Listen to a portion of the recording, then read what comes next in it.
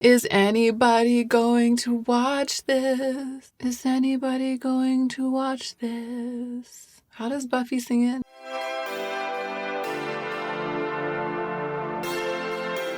Hey y'all, hi. Wow, I really have the Buffy musical music in my head. You know, there's that one musical episode of Buffy, Once More with Feeling. We watched it last week because it's Joe's comfort watch. In his darkest hour, that's what he watches. And it's been a dark hour, right? So we watched it. Earworms. They're all earworms. I really do recommend, though, the Buffy musical. Let's get into the video. I thought 1 million people were going to show up for my video reacting to Unhinged knitwear. It's like new makeup hot takes, but talking about clothes. What could be better? That's how I feel. The best way to spend 20 to 30 minutes. And so before I had even published it, I made this plan to react to winter coats. Not necessarily Unhinged winter coats, but just a bunch of winter coats from the brands that I usually go to for winter coats to kind of talk about coat silhouettes and colors and, just get in that vibe. But then reacting to Unhinged knitwear somehow didn't get its teeth in the algorithm. So if you are interested in this and you haven't seen that one for some reason, go and watch it. I'll link it in the cards right now. I also realized as I sat down here with these coats that these are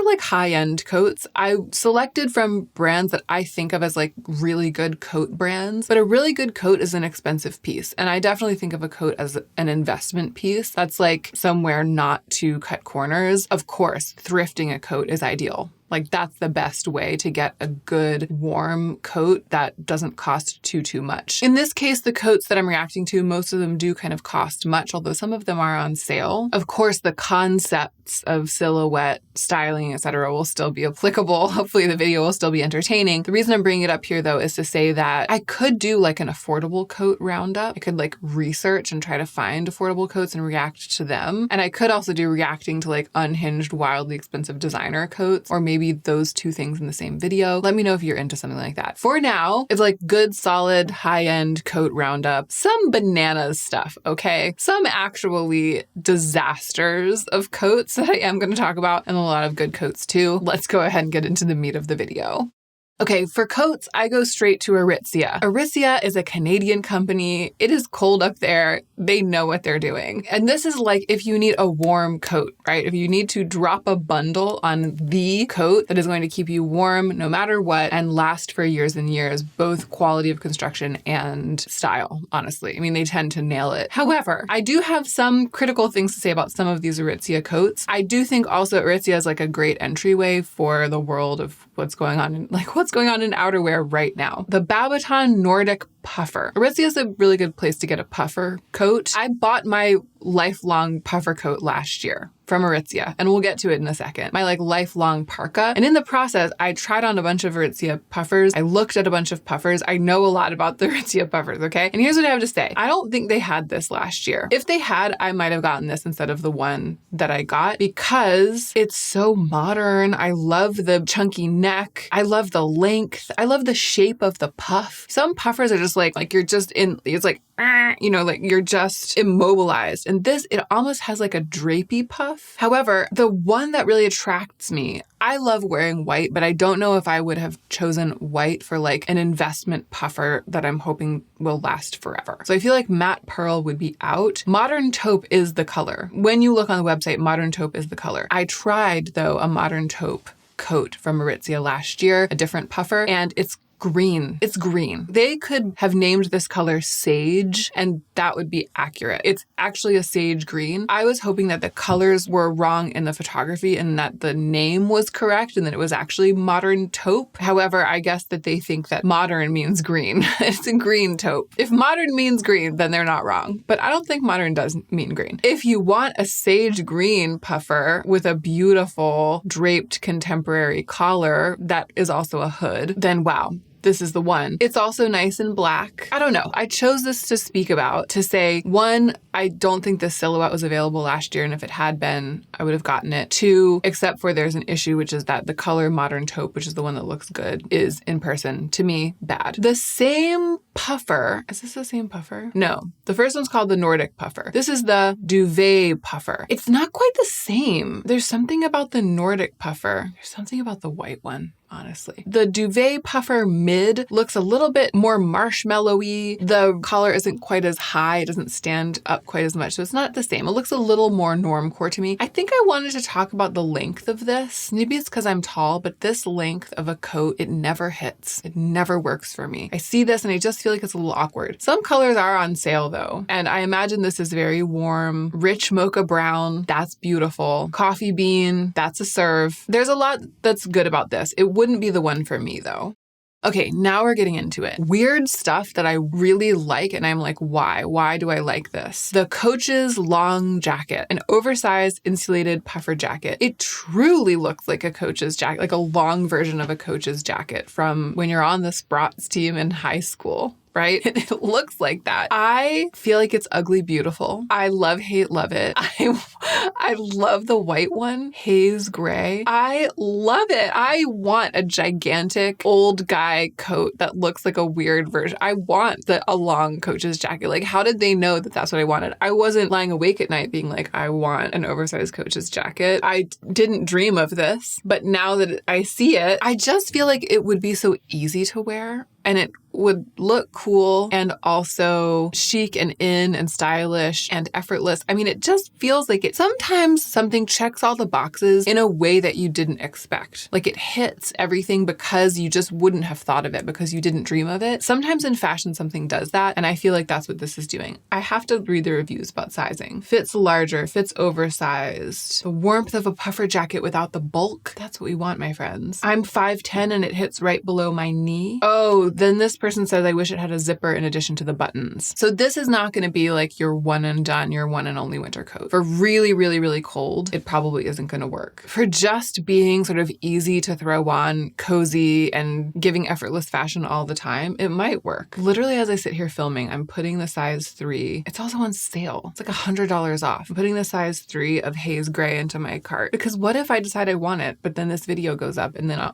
all y'all go and buy it? I will have been hoisted by my own petard. Okay, the Explore Long Parka. This is actually a good follow-up to me being like, I'm gonna buy another coat, which I probably am not going to do. The Explore Long Parka is my forever parka. Like this is my ultra warm, keep me warm in whatever temperatures. This is the one I landed on instead of a puffer. It's still just as warm. It's like delivers warmth up to minus 40 degrees. So it's for freezing temperatures and it's waterproof, but it's streamlined. It's minimal. It's not a statement because if I was going to spend so much money, if I was going to spend this much on something and literally plan never to buy another warmest of the warm parka puffer coat type thing again, that's what I did. And that's what I plan not to do. I needed it to be a little bit inconspicuous. You know what I mean? I needed it to be something that would be innocuous and just float through year after year, winter after winter as my tastes change and still work. So I got it in black and I love it. I can't wait to wear it again this year because it is so effortlessly warm. When it's really, really cold outside, I'm always like, I'll be fine. And that was what I needed. Okay, let us get into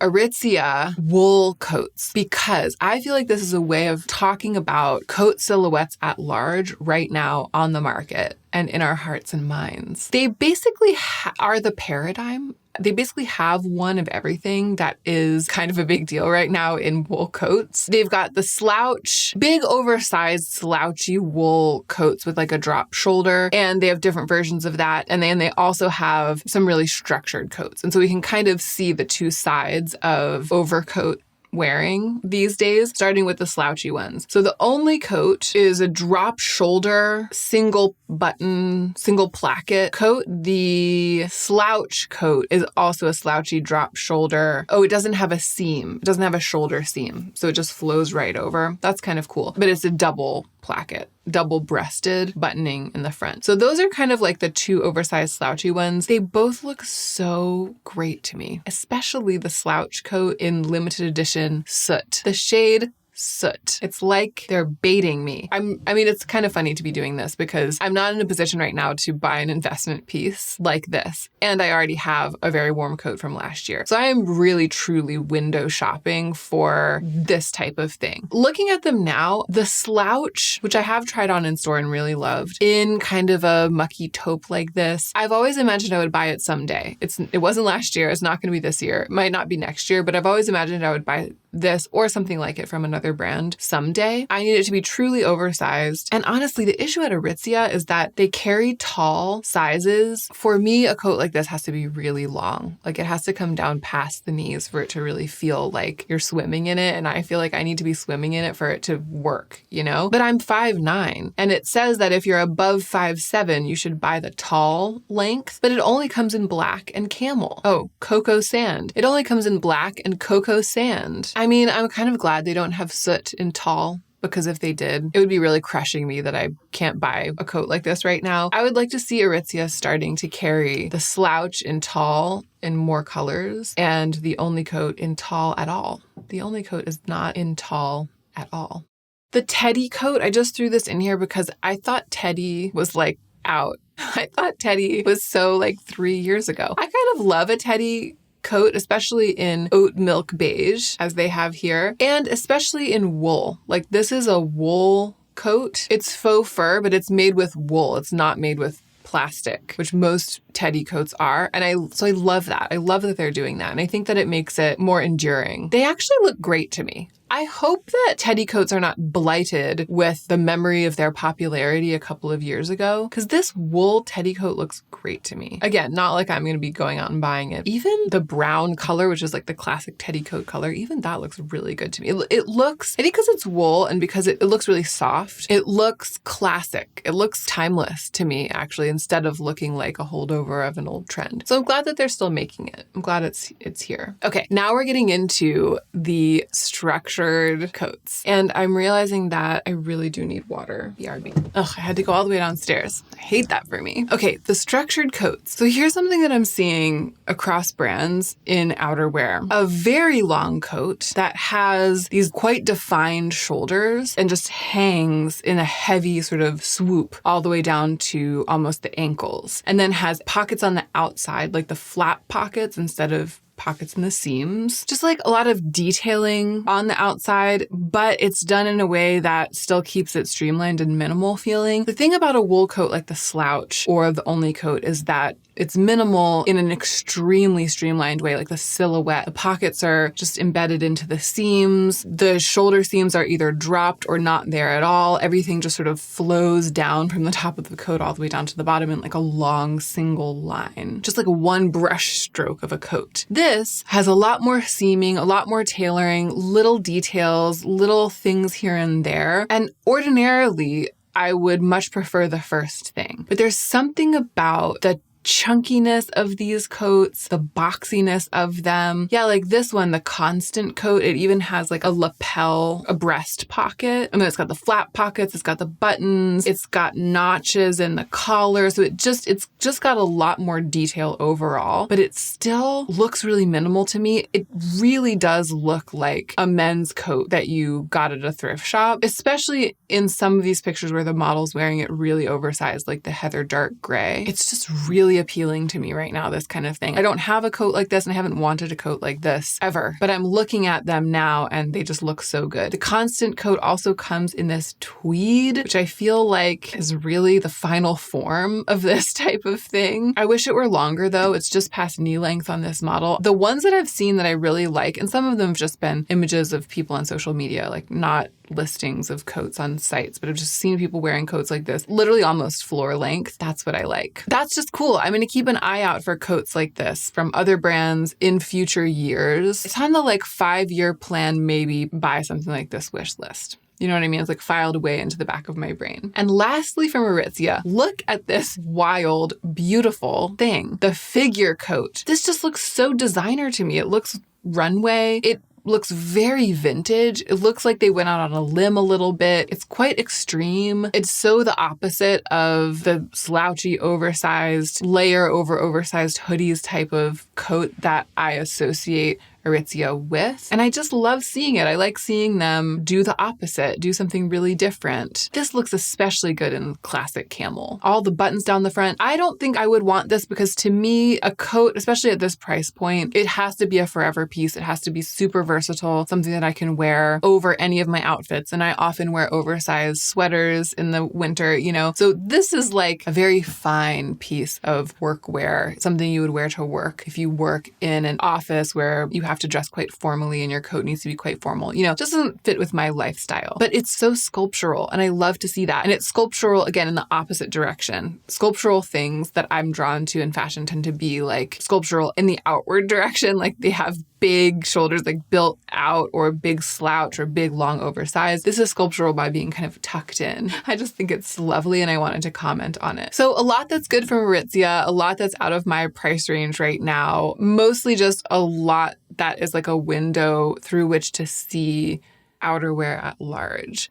Let us move on to a brand with which I have a very different relationship, which is J.Crew. I always think about J.Crew when I think about coats, because when I was like in high school and college, I always thought of J.Crew as the paradigm of winter coats. Like what Aritzia is for me now, for coats, J.Crew used to be. Now I go to the site and I'm like, I don't know. I don't know what they're doing. I feel like they've lost the plot a little bit. There are coats that are priced the same as the Aritzia coats, but they just don't look like the execution is quite as good. Like here we have the Palais double-breasted top coat in Italian wool blend. I'm sure the fabric is nice. This coat though, it's confused, right? It doesn't know if it wants to be a slouch or the constant coat. It's soft. It doesn't have the full-on structure, that like sharp square drape of those coats we were looking at the end from Aritzia, nor does it have that tucked in hourglass shape, that really tailored shape, nor is it streamlined and simple enough to be that clean, oversized look. It's got a little bit from each. The shoulders are a little bit slouchy, a little bit drapey. They don't quite have the structure that one would desire, but it has a ton of buttons, and then it has seams in the front, but the seams don't align with like a really hourglass shape in the coat. The coat is hanging straight, but it has the seams in the front. All of these details, just for the sake of details, they're all working at cross purposes with each other. The flat pockets on the outside, what are you trying to do? Like, what are you trying to be? It's doing a little too much of everything and therefore ends up, to me, falling a little bit flat. I'm sure in person it's beautiful, right? I'm sitting back here on the other side of the screen, and so I'm able to nitpick at little details, but a beautiful, thick, heavy winter coat in person, you can't beat it, you know? So I'm sure that it's lovely. The color is called Olive Somber. Olive Somber. I love that. It's like they had me name it. It's just, if I was going to spend this much on a coat, I would definitely go to Aritzia instead. This doesn't feel quite as carefully considered.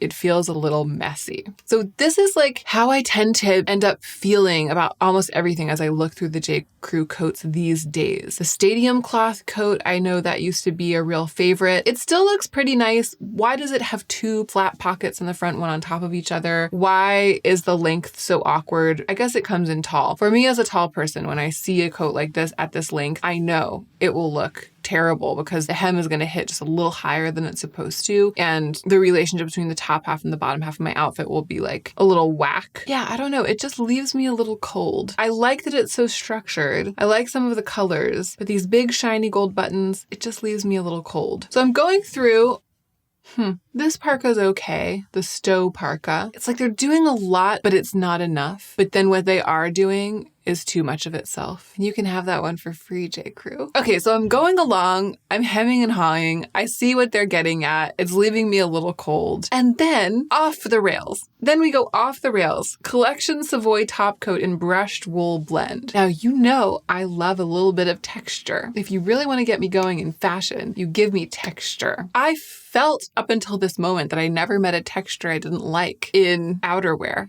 especially a dramatic editorial texture. I never met a dramatic editorial texture I didn't like. This, though, it looks like a really old rat. It looks like you found it in the attic. I feel like the model, there's like a video. There's a video and the model's like, she's modeling this coat and she's like, I feel like she knows. It's like she's trying to give I'm so rich that this coat that looks like a drowned rat is cool. Like, that's what it's giving. It's giving I'm from the upper echelon, and here in the upper echelon, we pass down a coat from generation to generation for thousands of years until it looks like a shredded tissue. And that's old money. That's what it's giving. And even the color, which I ordinarily love nothing more than a color that looks like you used to have a strong, clean color, but that it got washed in dirty dishwater 100 times. Like, I love that. I love putty colored clothing, right? Like you took a bright white t-shirt and you accidentally washed it with some black stuff and it kind of turned gray. I will pay extra for that color most of the time. But when you pair that color with this texture, my friends, it's giving rag. So I saw that and I was like, okay, J.Crew, we're going off the rails a little bit. And then I saw this Isabel lady coat. It just looks like a candy cane. It could be fashion. And here's the thing. Maybe you are out there and you own this coat and you're really making it work. I could see that. Like I could see that happening. It's almost like they're not showing how that could happen here on the website. It's like you would have to wear it ironically. Or you would have to take it, put it into your wardrobe of all not J.Crew stuff to make it fashion. I'm just not surprised it's on sale. And now we dig deeper and we get to Christopher John Rogers X J.Crew. Top coat in red vinyl for, my friends, $498. It looks so much like a costume raincoat that you got from Amazon. It looks so much like it belongs in the costume department of a high school theater. And it's been worn in play after play after play for the past several decades by different high school students playing different characters in the school play. But J.Crew says there's only a few left. Only a few left. People are buying it. Maybe they only made a few. So Christopher John Rogers did not stop here. He also designed this barn jacket in gold lame. So, you know, barn jackets are trending, right? This kind of thing. Barn jacket is kind of in the same realm as the long coach's jacket from Aritzia. So Christopher John Rogers said, I'm going to take the barn jacket, which is trending this season, and I'm going to make it in gold lame. In theory, a cheeky thing to do. Execution, I just don't want people to talk to me. And if I wore this, that's what they would do. They would talk to me and they would say things like, your jacket is so shiny. It has the length issue. This would hit at a weird spot on me. I know that not everyone has this issue. This is the thing. I like the barn jacket trend because it feels like utilitarian. It feels like you bought something that you could wear into multiple settings. I love that we're taking something that we would wear to rake the leaves and we're wearing it into a fashion situation. It feels thrifty of us. You know what I mean? It's like, it doesn't have to be new. It doesn't have to be precious. It takes everything that's great about the barn jacket as a trend and thumbs its gold lame nose at that. It's like, no, this is like fancy and it's not something you would wear to rake the leaves. And I'm sure that's the point. That's what he was doing. Oh, wow. I see. So they're suggesting, as I view this listing, that I make it a set by pairing it with the Christopher John Rogers X J.Crew wide leg pant in gold lame and the Christopher John Rogers X J.Crew classic fit vest in gold lame, which I actually do think is great. The vest is great. A gold lame vest makes sense because somewhere you would wear a suit vest like this, you would wear it in gold lame. Gold lame barn jacket, no. Christopher John Rogers also designed this top coat in herringbone boucle. Is he the same guy who did those amazing colors for Pharaoh and Ball? Oh my gosh. Okay, so Christopher John Rogers, I had forgotten. I do kind of know who he is. He's a fashion designer and he designed these colors for Pharaoh and Ball that are amazing. Pharaoh and Ball, the paint company.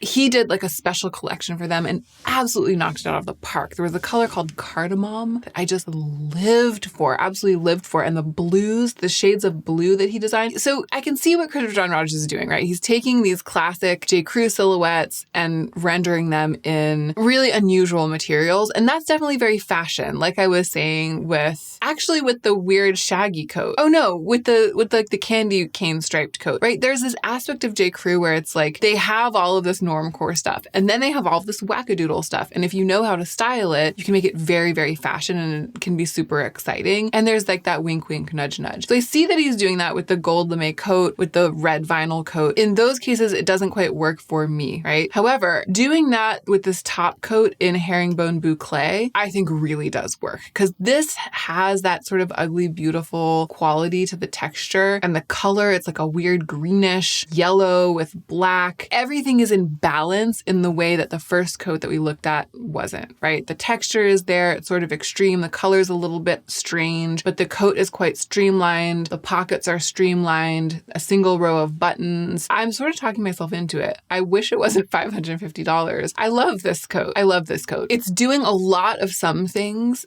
and very little of other things instead of trying to do an exactly medium amount of everything, that was like my main criticism of the other J.Crew coats. And honestly, the vinyl coat and the gold lame coat are also doing a lot of some things and a little bit of other things. I don't want them, I don't live, laugh, love them, but I feel like they're better executed, better designed, the red vinyl coat and the gold lame coat, than those earlier coats in this J.Crew section where they were doing too middling much of everything, But this is really the pinnacle. This top coat in herringbone boucle, I'm just going to call it best thing at J.Crew right now.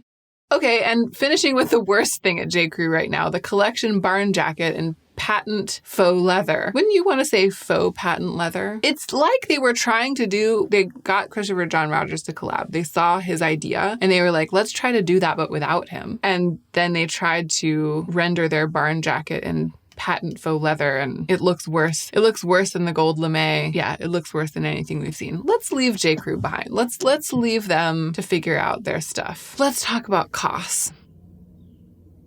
I'm sitting here in sad silence, partly because there's a helicopter going by and I need to wait for it to pass before I start talking again, but mostly because this is the coat that I want. This is the thing about costs. We were talking about Aritzia and how they have kind of a clear-eyed sense of the different silhouettes that are popular right now. Some girl is going to want a slouchy coat with dropped seams on the shoulder. Another girl is going to want a slouchy coat with no seams on the shoulder. Third girl is going to want a super structured boxy, right? So they separate everything out, unlike J.Crew where it's all mishmashed together. They separate everything out and they do a really nice version of each one of those many things. J.Crew, they muck it up when they're trying to do that, but then they do something that I do really like, even though I was so critical of their execution on this occasion. They really push the envelope in certain directions, like with fabric choice, right? They take it to an editorial place instead of staying in like the mainstream fashion space, but in some cases swing and a miss,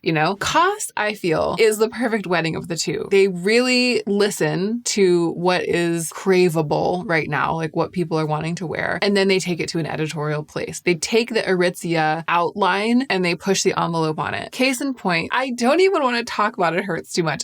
I spent my $450 that I had to spend on a coat this decade last year on my Aritzia parka, and it was probably the right choice because this one's probably not waterproof in the same way. This one, it's probably not going to keep me warm in negative 40 degrees. So it's not the everything coat. It's not going to do the most. I really needed a true parka, like a wind-breaking parka for when it gets very cold. However, this is the coat of my dreams. It's got that structure that I was talking about, those flat pockets on the outside, but no visible buttons. It's got the square shoulders and then that heavy drape. It's so minimal, very thick fabric, very long. Like, look how it's coming all the way down almost to the ankles of this tall model. The color is absolutely perfect. It's got a little texture. I love it so much. This is the best winter coat on the market in this bracket. I'm just saying it right now. The goat, I really love that. I would like to try it on in store just for fun. And look at this. This is sold out. Sad. The double-faced wool pea coat in the shade Mole. I love that. The coat we just looked at was in the shade brown. This one's in the shade Mole. It's like they have two different swatch bards working at Koss, and one of them's a lot more creative than the other. So this potentially is at a weird length, but it's got that gorgeous drape. It's like you took a bolt of beautiful wool fabric and just draped it all around yourself and then touched with a magic wand and it was like zoom.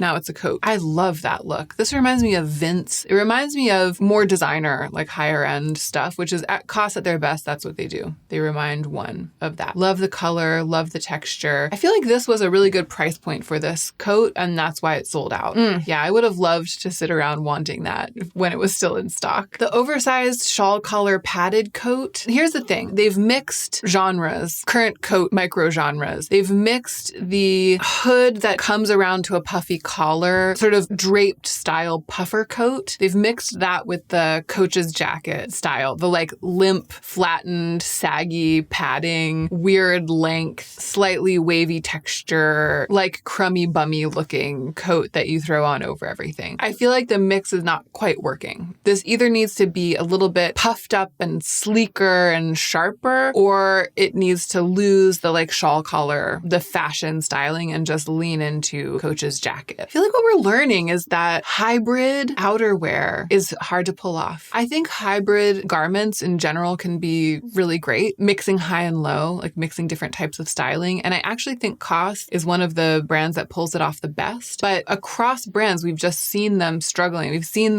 these coat designers struggling to successfully mix like the materials from one genre with the silhouette of another, to put two trends together into the same piece of outerwear. Maybe what I feel is that mixing high and low works better when you're dealing with two different garments, like putting a really fancy, beautiful, heavy overcoat over top of a sweatsuit, rather than having a really fancy, beautiful overcoat made out of a cheap looking material, for example. Aha, the leather trimmed wool scarf coat. It's just here because the scarf's attached. I mean, I also think it looks kind of cool. How is this staying together? Does it have buttons on the inside? It looks a little lightweight. It's beautiful. It looks kind of vintage. It looks like it's from a vintage illustration. I do really like that. It's a little too cleanly that for me, but I do think it's beautiful. The reason it's here though in the video is just because it has an attached scarf. And we noticed that in the knitwear video, there were like sweaters with attached scarves, and I was talking about that trend. So I'm not surprised that we're seeing it in outerwear too. Honestly, it works a little better in outerwear than it did with the sweaters. Stand collar wool blazer, one button at the neck, and then it opens from there. I can't tell whether I like it or not. When I first saw it, I was like, no, I don't like how it just has one button up here and then it opens kind of like a cape going down. So then the longer I looked at it, the more I was like, it's kind of great. Ooh, in one of the pictures, she's wearing it without a shirt underneath. You look at the model and you see like the button of the jacket, and then down here, her belly button peeking out of a little tiny triangle. Think I like it. The field jacket at COS, the leather collar field jacket, they really executed on the brief here of making it look like actual workwear. This, it truly looks like you went to the hardware store and got it there. And I kind of like that. I mean, down to the color, everything about it, and the cinch, the length, it totally looks like something that you got to wear for gardening. And everybody loves it. It's sold out in both colors. But this is the thing. They leaned all the way in. They leaned all the way into that aesthetic. They went the whole 9 yards. Maybe the leather collar, that's the touch of luxury, but it's not such a hybrid that it hits weird, and that's why it works. I'm discovering my thesis here at this late hour. We're almost done. The draped pinstriped blazer. I don't like this. I don't like how the pinstripe is in the wrong direction and the blazer's like angled down in the front. It reminds me, I just feel like it would flap around. That's what it is. I think about it and I think, yeah, it looks good in pictures, but in person it would flap around. It would look labored. It would look like it's trying too hard and like you tried too hard because you bought it. That's what it is. I think about it in motion and it feels like the concept is cheap. Oversized wool blend scarf jacket. Another jacket with the scarf attached. This one's also pinstripe, but the pinstripes go up and down. However, I feel like that's the least successful thing about this. And once again, my thesis is coming through. They've taken pinstripe, which is like suiting, and they've shaped it into a piece of chunky outerwear that doesn't have the silhouette of an overcoat that might be acceptable for suiting. And it's just, it's not working. It looks too fussy to me. It feels fussy to have taken a pinstripe suiting fabric and made it into a jacket like this. And it detracts from, I think, what would otherwise be a really beautiful silhouette. Cropped padded hybrid vest. How are we wearing this? I guess the way that the model's wearing it. I bet it would be really warm underneath a larger coat, but she's wearing it as fashion over a white button down. I just feel like if I showed up in this outfit somewhere, I would feel like a parody of myself. I feel like I would look cool, but I would also look like looking cool was my main project that day. I feel like my main project would actually be like connecting with people. I did say that I don't want people to talk to me,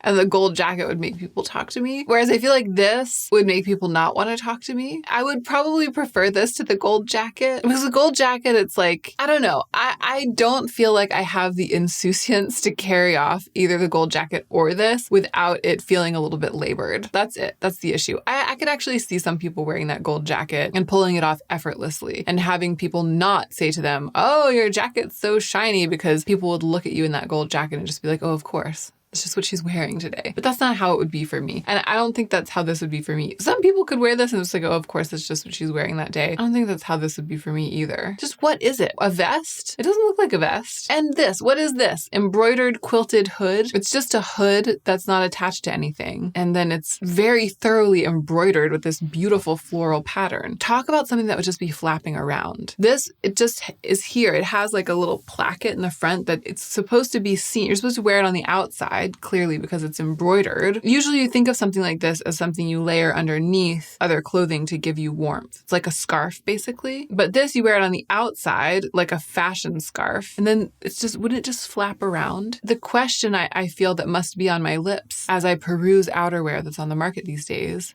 is, would it flap around? And it seems like in many cases, the answer is yes. Here we can see the model wearing it underneath a coat. It kind of makes a little more sense then, but when you take your coat off, do you take it off? If yes, then why is it embroidered? Or are you just wearing it around? And if you're doing that, isn't it flapping around? And that is where we're going to leave it for today. Outerwear is looking amazing right now. Some of it's flapping around. Some of it is rendered in fabrics that I feel like are at cross purposes to one's desire not to be approached by strangers in the street. Not you. If you see me in the street, please come say hi. I don't mean you. I mean strangers. But by and large, if it's not flapping around and it's not red vinyl, it's great. I better start saving my pennies for outerwear next year. Okay, thank you for watching. Thank you for being here while I surveyed these coats. I would like to do a more affordable outerwear video. This was just me like knee-jerk going to the shops that I think of first when I think of really nice coats. I would like to react to more affordable outerwear. Tell me where you tend to shop for outerwear. Let's work together to generate like another handful of links, coats, listings that I can talk about on camera. And I'll be back and hopefully do that again soon. So let me know in the comments, and don't forget to take extra good care of yourself so that you can be the most effective version of yourself as you do your work in the world.